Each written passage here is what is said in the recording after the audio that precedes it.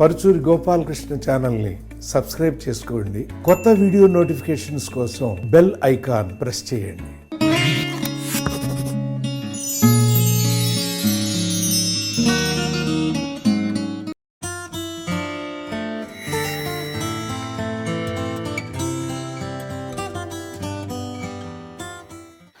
నమస్కారం.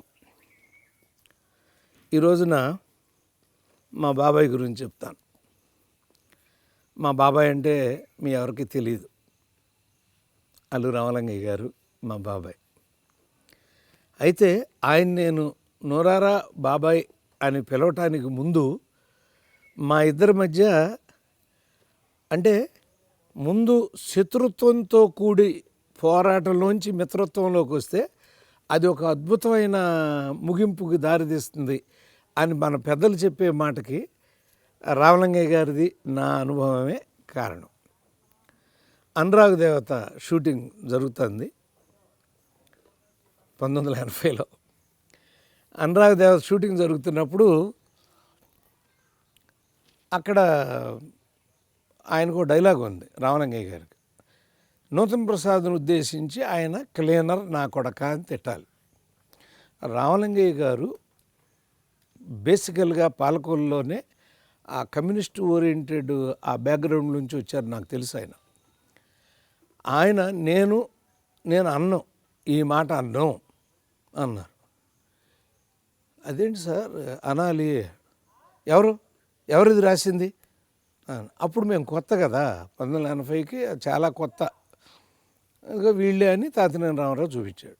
ఏంటండి ఇది, క్లీనర్ నా కొడక ఏంటి, ఇంకేదైనా రాయండి అన్నాడు. లేదు సార్ అదే చెప్పండి నాకు. అదే చెప్పడం ఏంటి, నేను చెప్పను అని తాతినేని రామారావు దగ్గరికి వెళ్ళాను. నేను చెప్పనయ్యా అన్నాడు. ఏమంటే అన్నగారికి సీన్ వెళ్ళిపోయింది, అన్నగారు లోపల ఉన్నారు, ఆయన చూసుకున్నారు సీను, ఆయన అబ్జెక్ట్ చేయలేదు. మరి మళ్ళీ మీరు అబ్జెక్ట్ చేస్తే వెళ్ళి అన్నగారికి చెప్పాల్సి వస్తుంది, ఈ డైలాగ్ తీయాల్సి వస్తుంది. ఆయనతోనే మాట్లాడతాను అని టక్ టక్ టక్ టక్ భలే కామెడీగా నడుస్తారు కదా ఆయన. అలా నడుచుకుంటూ వెళ్ళిపోయారు. అలా నడుచుకుంటూ వెళ్ళిపోయి నేను కూడా మెల్లిగా వెళ్ళా. ఏమన్నా గవిక్కి నాన్నగారు చెప్తే అక్కడే మార్చి రాసేద్దాంలే ఎందుకు ఈ గొడవ అని వెళ్ళేసరికి, ఏంటి అన్నగారు ఇది, ఆ నూతన్ ప్రసాద్ గారు నేనేంటి క్లీనర్ని ఒకడుకుంటాం ఏంటి, బాగోదు, ఆయనకి చెప్పండి మార్చమని. అంటే నేను వారిని అడిగాను, రామలింగయ్య గారు విజయవాడ ఆ ప్రాంతాల్లో ఓనర్లు క్లీనర్ని అలాగే తిడతారట, న్యాచురల్గా ఉంది కదా చెప్పేయండి అన్నాడు. అనగానే ఆయనకు అసలు బిగుసిపోయాడట. అంటే అన్నగారన్నా సేవ్ చేస్తాడు ఆయన్ని అని అనుకుంటే అది కూడా ఎప్పుడైతే సేవ్ అవ్వలేదో ఆ సేవ్ అవని కోపం ఆయన వాయిస్లో గడగడ గడగడ అనుకుంటా వచ్చేసారు మళ్ళీ దగ్గరికి. ఏం చేస్తాం, ఈ మధ్య బూతులు రాసే రైటర్స్ వచ్చేసారు ఇండస్ట్రీకి అన్నాడు నన్ను. అనగానే నూతన్ ప్రసాద్ ఎందు రామలింగయ్య గారు అతను ఉస్మాన్ యూనివర్సిటీలో చదివేప్పుడు చాలా రౌడీ ఎలిమెంట్ లాగా ఉండేవాడు అతనితో మనకు అవసరం అయితే మనకొద్దు అని కామెడీ చేసి మళ్ళీ వదిలేశారు. అయిపోయింది, చెప్పారు. ఆ తర్వాత ఎప్పుడో ఛానల్ ఆయన చాలా సినిమాల్లో తర్వాత మా సినిమాల్లో కనపడతా ఉండేవారు, అలా మౌనంగానే కోపంగానే ఉండేవారు. నేనంటే ఇష్టం ఉండేది కదా, ఆ డైలాగ్ చెప్పించానన్న కోపం ఆయనకు ఉండేది. ఒక రోజున అర్ధరాత్రి 12ంటికి నా టెలిఫోన్ ల్యాండ్లైన్ మోగుతుంది. అంటే అప్పుడు ఎప్పుడో బుక్ చేస్తే ఎప్పుడో వచ్చాయి, మీ అందరూ పిల్లలకు తెలియకపోవచ్చు, పెద్దవాళ్ళు ఎవరైనా చూస్తే అర్థమవుతుంది. ఓ హైదరాబాద్ నుంచి మద్రాసు కాలంటే మార్నింగ్ బుక్ చేస్తే మిడ్ నైట్ ఎప్పుడో వచ్చేదన్నమాట. ఫోన్ మొగ్గానే ఎత్తే హలో అన్న, పరుచూరి గోపాలకృష్ణ గారేనా? నాకు అర్థమైంది రామలింగయ్య గారి గొంతు. ఇదేంట్రా బాబు ఇప్పుడు ఫోన్ చేసి మళ్ళీ ఏమన్నా తిడతాడా ఏంటి అన్నని. అవునండి నమస్కారం సార్ అన్న. ఇప్పుడు ఇక్కడ సినిమా చూశాను నేను, ఈ చరిత్ర ఏసిరాతో అని, కథా మాటలు పరుచూరి గోపాలకృష్ణ అని ఉంది, అది మీరేనా అన్నాడు.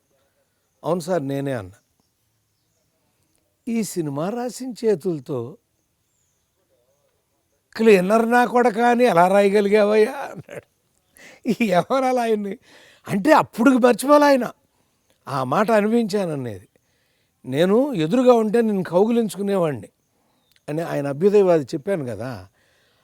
ఆ సినిమా ఆయనకి పిచ్చెక్కిచ్చేసింది. మీ అందరికి గుర్తుంటే విశాఖపట్నంలో 175 రోజులు కూడా ఆడింది ఆ చిన్న సినిమా. 3-4 లక్షల్లో తీసినటువంటి సినిమా 175 డేస్ ఆడింది థియేటర్లో. సో అంత బాగా నచ్చేసి ఆయన అలా పొగిడారు. ఇంకోటి ఏంటంటే రామలింగయ్య గారికి నాకు ఎన్నో సినిమాల్లో అనుబంధం ఉంది. ఆ అనుబంధంలో మద్రాసులో ఉన్నప్పుడు మా ఇంటికి ఆ కృష్ణ గారి ఇంటి పక్కన మా ఇంటి ముందు నుంచి వెళ్తే సందులో కృష్ణ గారు రామలింగయ్య గారి ఇల్లు ఉండేదన్నమాట. అక్కడ నుంచి ఎప్పుడైనా ఆ ఇంట్లో ఎవరి మీద ఆయన కోపం వచ్చినా నా దగ్గరికి వచ్చేస్తూ ఉండేవాడు. ఈయన చీకటి పడినా ఇంకా రాలేదేంటి అని టెన్షన్ పడితే అరవింద్ గారు అనేవారంట, ఎందుకు కంగారు పడపాకండి, ఆ గోపాలకృష్ణ గారి ఇంట్లో ఉండుంటాడు, వెళ్ళి చూడండి అని. గోపాలకృష్ణ గారి ఇంట్లోనే ఉండేవాడు. ఆయన కూర్చునేవాడు. కానీ ఆ కూర్చున్న కాసేపట్లో ఆయన అసలు మనకు ఒక అనుభవాన్ని ఇచ్చేవాడండి. అంటే కొత్త పాత్రని ఎలా సృష్టించాలి. ఇప్పుడు ఆయన మీరందరూ చూశారు, ముత్యాలు వస్తావా అని ఒక డ్యాన్స్ వేస్తాడు భయంకరంగా. అసలు ఈయనేంటి, ఈ పాట ఏంటి అనుకుంటాం మనం. అవన్నీ ఆయన చాలామందికి చెప్పి చేయించుకునేవారు. ఎరా అన్నం పెడతావా, తింటారా అండి అని, కూర వడ్డీ తింటారా అండి అని, ఇలా కొన్ని క్యారెక్టర్లు ఆయన్ని మనకి ఇస్తూ ఉండేవారు. అల్లు రామలింగయ్య గారిని తలుచుకోగానే మళ్ళీ గుర్తొచ్చేది ఆయన హోమియో వైద్యం అండి. ఆయన హోమియో వైద్యం ఎంత చదువుకున్నారో తెలియదు కానీ సినిమా ఇండస్ట్రీలో చాలామందికి ఆ వైద్యం చేస్తూ ఉండేవారు. ఒకసారి ఆయన రామారావు గురించి నాకు చెప్పాడు. ఆయనకేదో చిన్న తేడా వస్తే ఈయన ఒక 200 పిల్స్ వెళ్ళి ఇచ్చి వచ్చాయంట. పూటకి 6 చొప్పున 3 పూటలు ఇలా వేసుకోండి అది అని. మర్నాడు రామలింగయ్య గారు మళ్ళీ రామారావు ఇంటికి వెళ్ళగానే, రామలింగయ్య గారు ట్యాబ్లెట్లు ఉన్నాయా అంటే, అదేంటండి నిన్న 200 ఇచ్చారు, ఏమో మాకు తెలియదు 200 ఒకేసారి వేసుకున్నాం అన్నాడు. ఇలా దండం పెట్టి ఏం సార్ మీరు అని నవ్వానని ఆయన చెప్పాడు. ఇది ఎందుకు మీకు గుర్తు చేస్తున్నానంటే 1988లో నాకు గొంతులో వోకల్ కార్డు మీద ఒక చిన్న గ్రోత్ వచ్చింది. ఆ వచ్చినప్పుడు అది బహుశా సెప్టెంబర్ 2 అనుకుంటాను, నాకు బాగా గుర్తు. ఆపరేషన్ జరిగి అది టెస్ట్కి పంపించారు, బయాప్సీ టెస్ట్కి. నేను మామూలుగానే ఉన్నా, కానీ మా అమ్మ నాన్న ఫోన్ చేసి చాలా దిగులుగా మాట్లాడుతున్నారు, ఏంటయ్యా ఏమన్నారు ఏంటి అని. నాకు అర్థం కాలే, ఏముందమ్మా బయాప్సీకి వెళ్ళింది చెప్తానులే అన్న. రామలింగయ్య గారు వచ్చేసి కన్నీళ్ళు పెట్టేస్తున్నాడండి. అంటే దుఃఖం ఆయనలో కనపడుతుంది నాకు. ఏంటి రామలింగయ్య గారు అన్నా అంటే, అదే విజయ హాస్పిటల్కి వెళ్ళి వస్తున్నాను, ఇప్పుడు అదేదో టెస్ట్ పంపించారు కదా, ఇంకా రిపోర్ట్ రాలేదు కదా. రాలేదు, కానీ ఆయన భయపడుతున్నాడు అని కళ్ళం నీళ్ళు పెట్టాడు. ఆ తర్వాత శారద గారు వచ్చి ఆవిడ కళ్ళం నీళ్ళు పెడుతున్నారు. ఏంటండి అన్న అంటే, అదే విజయ హాస్పిటల్కి వెళ్ళి వచ్చాను అని. నాకేమో భయం ఎట్లా ఎందుకో నాకు తెలీదు, ఏముందండి కానివ్వండి, ఇక అది అవ్వాలని రాసిపెట్టి ఉండే అది అవుతుంది, మీరు వర్రీ అవ్వబాకండి అని. అప్పుడు మా అమ్మ నాన్నకు ఫోన్ చేసి, మీరెందుకు భయపడుతున్నారు అంటే, మా నాన్నగారికి సరిగ్గా ఇప్పుడు నేను ఏ వయసులో ఉన్నానో ఆ వయసులో గొంతులో వోకల్ కార్డు మీద వ్యాధి వచ్చి ఆయన చనిపోయాడు. ఇది వీళ్ళ భయం. ఫైనల్గా 4 రోజులు అయింది, ఏమీ లేదని తెలవగానే ఈయన స్వీట్లు తీసుకుని వచ్చాడు రామలింగయ్య గారింటికి. విజయ హాస్పిటల్కి వెళ్ళొస్తున్నా, ఏమి లేదు సార్, ఎంత భయపెట్టేశారు బాబాయ్ మీరు నన్ను అంటే, ఏమో అంత భయపెట్టాడు, ఆయన భయపెట్టాడు నన్ను మరి అన్నాడు. కానీ ఆ తర్వాత నా గొంతు అప్పుడప్పుడు, అంటే మేము ఎక్కువ రీడింగ్ ఇస్తూ ఉంటాం, పాఠాలు చెప్పి వచ్చాను 11 సంవత్సరాలు. వోకల్ కార్డు మీద ఆయన విజయ హాస్పిటల్ డాక్టర్ గారు అన్నాడు ఒకసారి, 3 జన్మలకు సరిపడా మాట్లాడారు మీరని. అందుకని ఆయన అలా ఒక అద్భుతమైన మెడిసిన్ ఇచ్చేవాడండి. ఆయన ఇవ్వగానే క్లియర్ అయిపోయేది గొంతు. ఇది నేను మర్చిపోలేని జ్ఞాపకం. అది ఆ హోమియో నేను ఆయన పరంపదించే వరకు ఆయన దగ్గర మాత్రమే తీసుకునేవాడిని. గొంతు కోసం మాత్రం నేను ఇంగ్లీష్ మెడిసిన్ వాడేవాడిని కాదు. ఇదొక గొప్ప అనుభవం. పోతే ఇంకొకటి ఏంటంటే, ప్రతిధ్వని చిత్రంలో, అంటే ఎన్నో చిత్రాల్లో ఉన్నారు ఆయన. అంతకుముందు అగ్నిపర్వతంలో కూడా మేము యాక్ట్ చేసాం 84లో. కాకపోతే కాంబినేషన్ తక్కువ, ఆయనకి ఎందుకో హెల్త్ పాడయ్యి ఆయనకి ఇంకో తమ్ముడు క్యారెక్టర్ని క్రియేట్ చేసి నగేష్ గారు వచ్చేస్తాడు ఊటీకి. అప్పుడు రామలింగయ్య గారితో కాంబినేషన్ అక్కడ ఉండాల్సింది పోయింది. కానీ ఫుల్ లెంగ్త్ కాంబినేషన్ వచ్చింది మాత్రం ప్రతిధ్వని చిత్రం అండి, శారద గారి చిత్రం అది. అందులో బలగంపూటి సీతయ్య వేషం వేశాను నేను, డబుల్ స్టేట్మెంట్. ప్రతిదానికి ఈయనే పరిగెత్తుకు వస్తూ ఉంటాడు, అయ్యా అయ్యా అయ్యా అయ్యా అంట.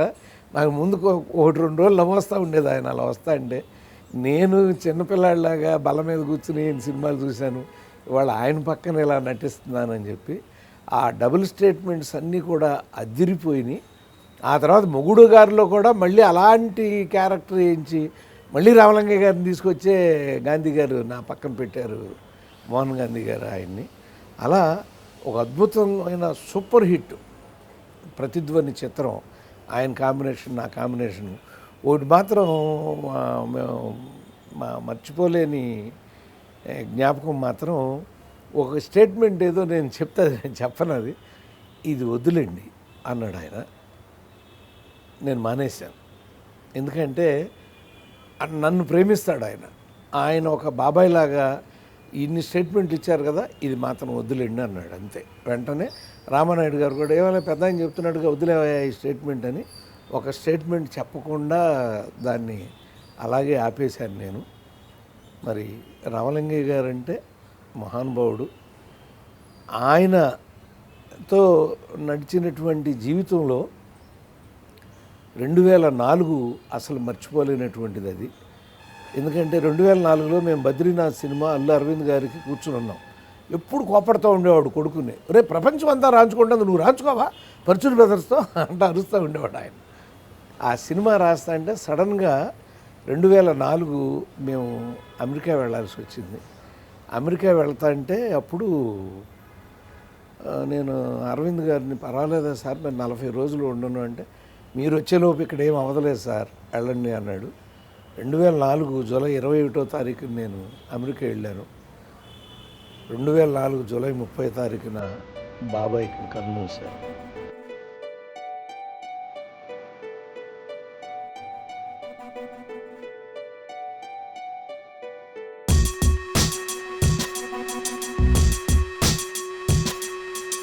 ఆ రోజున అరవింద్ గారికి ఫోన్ చేశాను. చేసి అరవింద్ గారు మీరు వచ్చేలోపు ఏమీ అవ్వదు అని అన్నారు, అది అయిపోయిందండి. నేను తిరిగి వచ్చేసరికి నా బాబాయ్ నేను మళ్ళీ చూడలేకపోయినాను. అబ్బాయి నా పక్కన ఏడ్చారు, నేను ఈ పక్కన ఏడ్చాను. అంటే తమ్ముతో ప్రారంభమైనటువంటి మా జీవితం కన్నీళ్లతో ఇలా మా అనుబంధం నిలిచిపోయింది. రామలింగయ్య గారు మీరు ఎక్కడ ఉన్నా, ఎందుకంటే ఒక అద్భుతమైన వ్యక్తి మీరు, మీ హృదయం ఒక ఆమ్లెట్ హృదయం. ప్రజల్ని నవ్వించారు. మీరు ఎన్నిసార్లు కన్నీరు పెట్టారో నాకు తెలుసు. సో మీ జ్ఞాపకం వాళ్ళు చెప్పుకోవడం అనేది ఒక మహత్తరమైన అనుభూతిగా నేను భావిస్తూ, మీరు మీ అబ్బాయి పెడుతున్నట్టుగా అల్లు రామలింగయ్య సమర్పించేలాగా అలాగే సజీవంగా తెలుగు ఫిలిం ఇండస్ట్రీ ఉన్నంతకాలం మీరు ఆ కార్డులో అలాగే ఉండాలని కోరుకుంటూ మీకు నా శతకోటి నమస్కారాలు. అందరికీ నమస్కారం. ఇవాళ దగ్గుబాటి వెంకటేష్ గారి గురించి మాట్లాడుకుందాం. ఎందుకంటే ఆయన మా కలంపుత్రుడు అండి. మొన్న మొదలైంది మా సినిమా మళ్ళీ తేజ గారి దర్శకత్వంలో. దగ్గర అది 50వ సినిమా మాకు. రామానాయుడు గారు 100 సినిమాలు చేస్తే అందులో సగం 50 మేమే రాసాం. మరి అంత అనుబంధం ఆ కుటుంబంతో మాకు. అలా ఆయన తొలి చిత్రానికి మేము రచయితలం అనేది ఒక అద్భుతమైన జ్ఞాపకం. అది మీరు ఈరోజు వింటారు.